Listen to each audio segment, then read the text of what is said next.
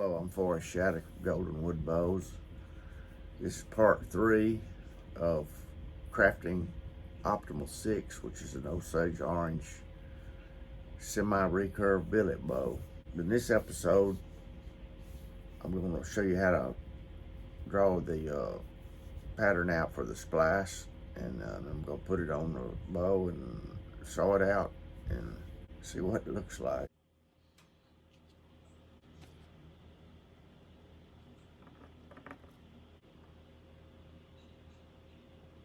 Right there.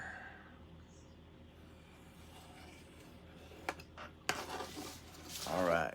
Now I'm going to find close to the center point of this pattern.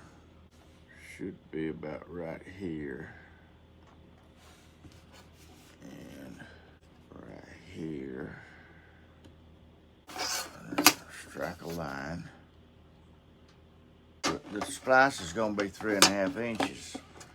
That way, if you make it 4 inches, then it's going to be hard to cover your splice up. I'm going to come out on this side 3.5 inches, and I'm going to come out on this side 3.5 inches. So we're going to come down here, do the same thing, 3.5. 1, 2, 3.5. I got this splice from Eric Cruson. Eric is a master bow builder, I'm telling you. Okay, so I got that part done. Now I've got to put a line down the center of it. Exactly 1/2 inch. 1/2 inch. So now we're going to strike a line right down the center, hopefully.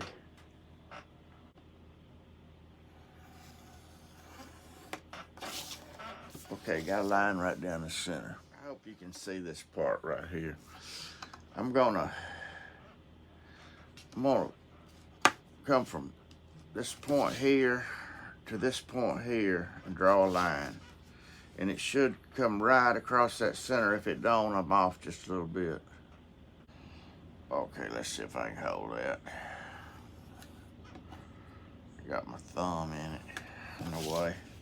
It came right in the center of that line.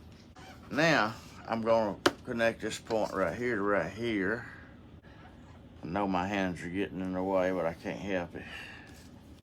And then I'm gonna connect this point right here.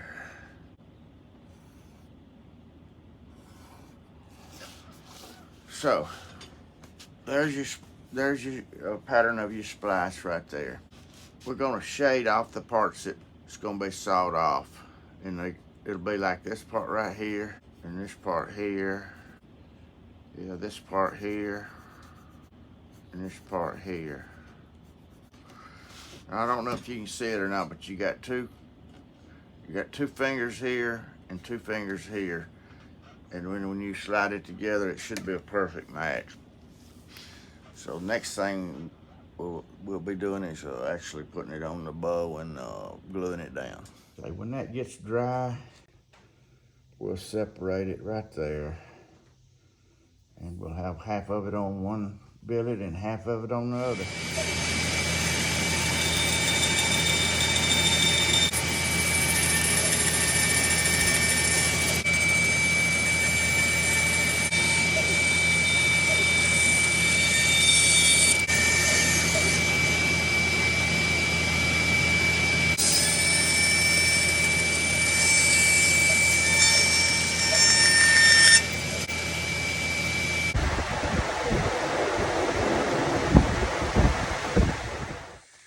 All right, this is gonna be an acetone bath. Get all the sawdust out and some of that sap out. I would turn these fans off, but it's too hot in here.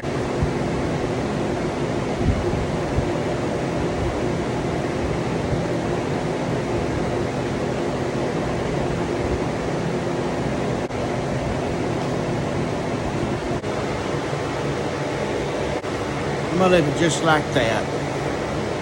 Not gonna clamp it or anything. I made me up some epoxy bondo. I'm gonna fill in that top right there, and then I'll be able to lightly round it off later on.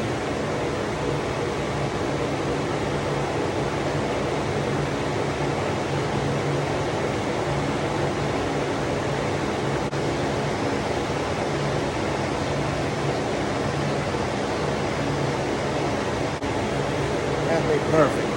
Just let it dry right there.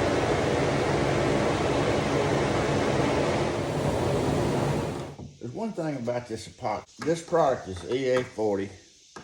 Smooth on. See if I can get this out here. The reason I like using it, it's considered a 100% solids epoxy. That means that it's not a liquid at all. Even the components are not liquids. They're pliable solids. So when you mix these two components together and they go through a chemical reaction and they become a different kind of a solid. They become a rigid solid. Now the idea behind getting a splice like this, it don't have to be a perfectly sewn splice. As long as you get it clean, the surface is clean like I did. And when you push it together, you've got enough epoxy in there to fill up all the voids. You're not gonna break it. Actually, the epoxy is stronger than the wood. But you gotta do it, you gotta take your time and do it right. So, enough about that. Let me see if I can, I know I said earlier, let it dry. Well, no, it doesn't dry. It doesn't, there's no solvents in it. It doesn't evaporate. It goes through a chemical reaction. So, I want to clear that up. I put this on some